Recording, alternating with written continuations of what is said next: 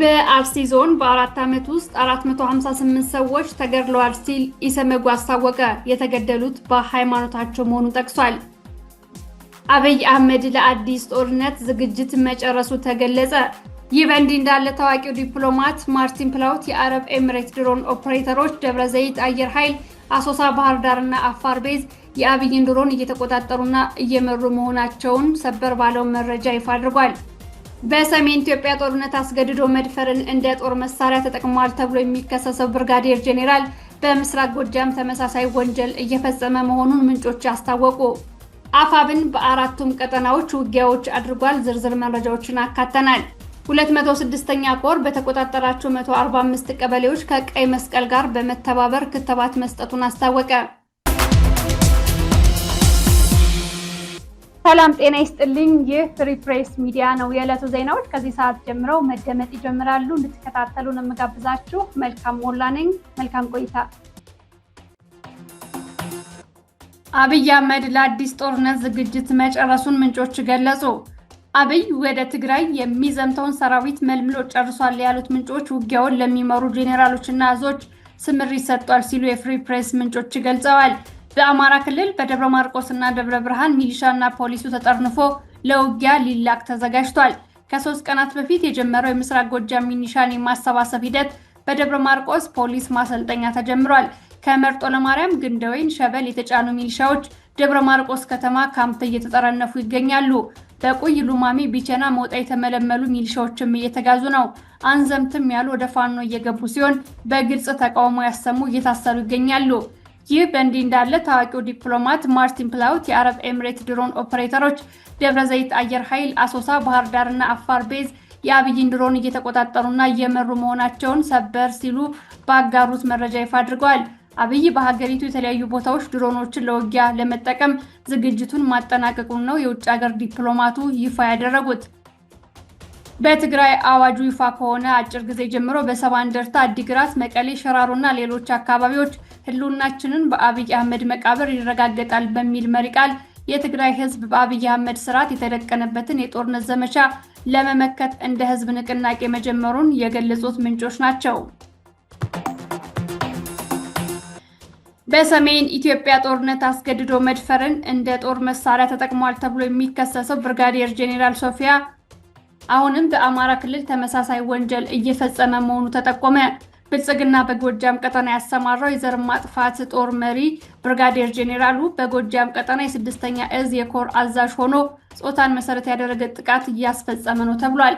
ጄኔራል ሶፊያ በሰሜን ኢትዮጵያ ጦርነት ወቅት በትግራይ ጾታዊ ጥቃትን እንደ ወታደራዊ ስልት በመጠቀም የህብረተሰቡን ማህበራዊ ትስስርና ሞራል የመስበር ተግባር ላይ ያተኮረ ወንጀል መፈጸሙ የተገለጸ ሲሆን አሁንም በተመሳሳይ በጎጃም ይህንን ወንጀል እየፈጸመ እንደሚገኝ ተነግሯል።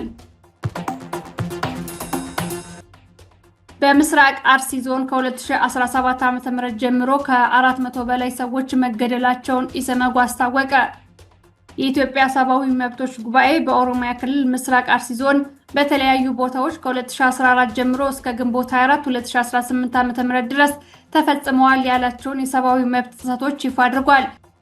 ሪፖርቱ የተዘጋጀው በሸርካ፣ መርቲ፣ ጀጁ፣ አርሲ፣ ሲሮ፣ ሮቤ፣ ሙኒሳ፣ ጉና፣ ሆንቆሎ፣ ዋቤ እንዲሁም በአሰኮ ወረዳዎች በተካሄደ የመስክ ምርመራ መሰረት መሆኑን ድርጅቱ ገልጿል። ከ2014 ዓ.ም ጀምሮ በምስራቅ አርሲ ዞን በተለያዩ ወረዳዎች በታጠቁ ኃይሎች በተለይም በኦርቶዶክስ እምነት ተከታዮች ላይ ያነጣጠሩ ጥቃቶች ተፈጽመዋል። በሸርካ 116፣ በመርቲ 117፣ በጀጁ 101፣ በሮቤ 47፣ በጉና 26፣ በሆንቆሎ ዋቤ 20፣ በሙኒሳ 19፣ በአሰኮ 5 እና በአርሲ ስሬ 3 ንጹሃን ኦርቶዶክሳውያን መገደላቸውን ኢሰመጉ በዘገባው አጋልጧል። በጉና ወረዳ 26 ሰዎች መገደላቸውን የገለጸው ሪፖርቱ በናኖ ጃዊ ቀበሌ በአንድ ቀን 16 ሰዎች መገደላቸውንና ከነሱ ውስጥ 5ቱ በአንድ ጉድጓድ መቀበራቸውን ከቤተ ክህነት ያገኘውን ማስረጃ ዋቢ አድርጎ ኢሰመጉ በመግለጫው አካቷል። በሸዋ ጠቅላይ ግዛት አሳምነው እዝ ይፋትና ጥሙጋ ግንባር የመሐመድ ቢሆነ ኮር እና የአጼ አምደ ጽዮን ኮር በጋራ በመሆን ከአገዛዙ ጋር ውጊያ ማድረጋቸውን አስታወቁ። ትናንት ከሌሊቱ 10 ሰዓት ጀምሮ 4 ሰዓት የፈጀ ውጊያ የተደረገ ሲሆን የመከላከያ 103ኛ አየር ወለድ ክፍለ ጦር ላይ ጉዳት ደርሶበታል ተብሏል። በተመሳሳይ ሰዓት በተፈጸመ ጥቃት ኑሬ አፋፋ፣ አርማንያ ገበያ፣ አርማንያ ሃይስኩል እና ኪዳነ ምሕረት ቤተክርስቲያን አካባቢ በሚገኙ በአገዛዙ ምሽጎች ላይ ጥቃት ደርሷል። በአጼ አምደ ጽዮን ኮር ስር የሚገኙ ራምቦ ክፍለ ጦር በማፉድ ቀበሌ በአገዛዙ ምሽግ ላይ ጥቃት መፈጸሙን እንዲሁ የህዝብ ግንኙነቱ አስታውቋል። ውጊያውን ተከትሎ 2 አይሲዙ ሙሉ ሙትና ቁስለኛ ወደ ሾላ ሜዳና አርማንያ ሆስፒታል በአገዛዙ ተወስዷል። ይህ በእንዲህ እንዳለ 2 የኮማንዶ አባላት የበፈቃዱ በላይ ክፍለ ጦርን ተቀላቅለዋል። የአማራ ፋኖ ብሔራዊ ንቅናቄ የወሎ ቤተ አማራ ከተሞችን የመቆጣጠር ዘመቻውን አጠናክሮ ቀጥሏል። የለሚ ሮቢትና ደማስቆ ከተሞች በትናንትናው ዕለት በፋኖ ቁጥጥር ስር መግባታቸው ታውቋል። የእዙ 105ኛ ኮር 45ኛ መብረቅ ክፍለ ጦር የደምሰው ጎጡ ሻለቃ ባደረገው ውጊያ ቀጠናውን ከአገዛዙ ኃይል ነፃ ማውጣቱን አስታውቋል። ቡሬ ከተማ በአገዛዙ ካድሬዎች ላይ ያነጣጠረ ጥቃት ተፈጸመ። የአፋብን ቴዎድሮስ እዝ 109ኛ ኮር የ77ኛ ክፍለ ጦር አባላት ትናንት ቡሬ ከተማ ሽንዲ መውጫ ቀኝ በረንዳ ላይ በነበሩ የአገዛዙ ተላላኪዎች ጥቃት ፈጽመናል ብለዋል። በዚህም 3 የነፍስ ወከፍ መሳሪያዎችን አግኝተናል ያሉ ሲሆን የባጉና ሊቀመንበር የነበረው ታዴ ሙሌና 5 ሚሊሻዎች መገደላቸውን አስታውቀዋል። የነጻነትን መንገድ አንቀበልም ባሉ የእርስ በርስ ግጭቱን በሚያባብሱ ለአማራ ሕዝብ ስቃይ በሆኑ ሚሊሻ አድማ ብተናና ፖሊስ እርምጃ እየወሰድኩ ነው ሲል ቴዎድሮስ እዝ አስታውቋል። ከዳውንት ወረዳ ለቆ እየወጣ የነበረ ያገዛዙ ጦር በፋኖ ጥቃት ተፈጸመበት። አፋብን ወሎ ቤተ አማራ ሚኒሊክ እዝ 106ኛ ኮር ክንፍ የሆነው 31ኛ ጽናት ክፍለ ጦር ከዳውንት ወረዳ ሸሽቶ እየወጣ በነበረው የአገዛዙ ጦር ጥቃት መፈጸሙን አስታውቋል። ሐምሌ 20 2018 ዓ.ም ዋርላ ደላንታን ከሚያገናኘው የጅጣ ድልድይ በረሃ ላይ 31ኛ ክፍለ ጦር 2ኛ ሻለቃ ደፈጣ በማድረግ በአገዛዙ ጦር ጥቃት መፈጸሙ ተሰምቷል። ትናንት ፋኖ ዳውንት ወረዳን መቆጣጠሩን ተከትሎ ወደ ጋሸና ሲሄድ በነበረው የአገዛዙ መከላከያ ጦር ላይ ማሽላ ሆር ተብሎ በሚጠራው ቦታ ፋኖ ጥቃት መፈጸሙን አስታውቋል። የጥቁር አንበሳ ክፍለ ጦር በአገዛዙ ጥቃት መፈጸሙንና ዙ 23 ከጥቅም ውጭ ማድረጉን አስታወቀ። የአፋብን ሰሜን አማራ ቀጠና ጎንደር ጠቅላይ ግዛት በላይ ዘለቀ እዝ የዳግማዊ ቴዎድሮስ 5ኛ ኮር አካል የሆነው የጥቁር አንበሳ ክፍለ ጦር 3ኛ ሬጅመንት ድንዛዝ ከተባለ ቦታ ከአገዛዙ ሰራዊት ጋር ውጊያ አድርጓል። ትናንት ከቀኑ 8 ሰዓት ጀምሮ እስከ ምሽት በዘለቀ ውጊያ በአገዛዙ ላይ ጉዳት መድረሱን ፋኖ አስታውቋል። በዚህ አውደ ውጊያ ዙ 23ን ጨምሮ ከባባድ መሳሪያዎችን አገዛዙ የተጠቀመ ሲሆን በአርበኛ ልባር ግሙላትና በክፍለ ጦር አመራሮች የተመራው የፋኖ ጦር በቡድን መሳሪያ የተቃጣበትን ጥቃት መክቷል ተብሏል። የነበረውን ከባድ ትንቅንቅ ተከትሎ ያገዛዙ ዙ 23 ከጥቅም ውጭ መደረጉንና አገዛዙ ጥቃት ደርሶበት መሸሹን የህዝብ ግንኙነት ኃላፊው ልኮልናል። ከፍሪ ፕሬስ ሚዲያ የተዘጋጁ ዜናዎችን እየተመለከታችሁ ትገኛላችሁ። በቆይታችሁ ሼር፣ ላይክ እና ሰብስክራይብ እንድታደርጉ በአክብሮት አሳስባለሁ። መረጃዎች ይቀጥላሉ። ከፍሪ ፕሬስ 206ኛ ኮር በተቆጣጠራቸው 145 ቀበሌዎች ከቀይ መስቀል ጋር በመተባበር የትራኮማ ክትባት መስጠቱን አስታወቀ።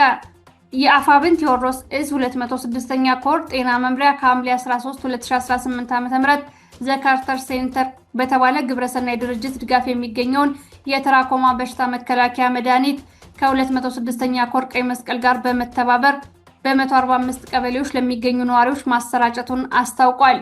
የአገዛዙ ሰራዊት ለተከታታይ ቀናት በሜካናይዝድ የንጹሃን መንደሮችን በሚደበድብበት በዚህ አስቸጋሪ ጊዜ በዘመቻ ቤት ለቤት የሚሰጠው የትራኮማ ክትባት ኮሩ በተቆጣጠራቸው ቀጠናዎች ባሉ 20 ጤና ጣቢያዎችና የጤና ባለሙያዎች ጋር በመተባበር ክትባቱ መሰራጨቱ ተገልጿል።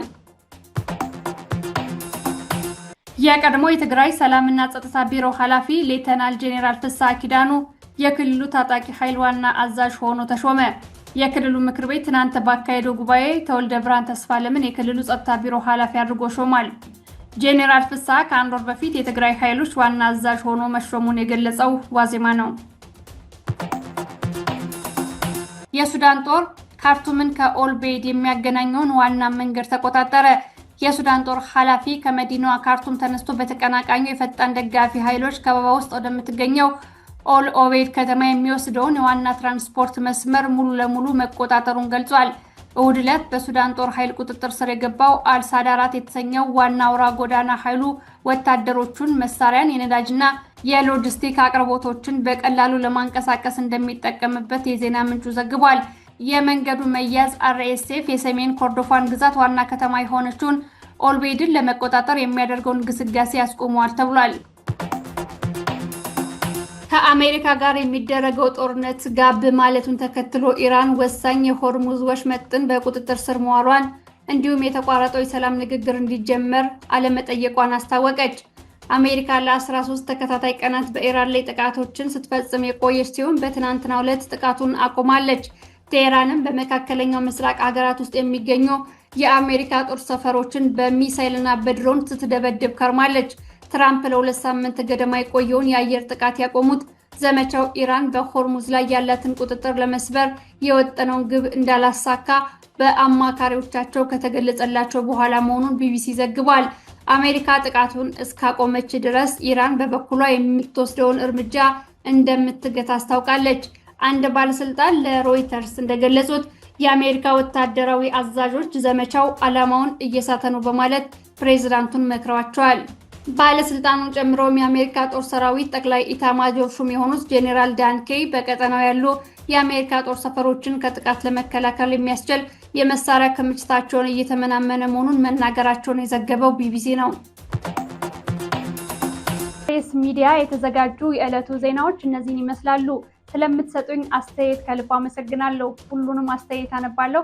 አስተያየታችሁ ለእኔ ትልቅ የሞራል ስንቅ ይሆነኛልና አሁንም ብርታታችሁ እንድትቀጥሉ በአክብሮት ጠይቃለሁ። ጤና ይስጥልኝ።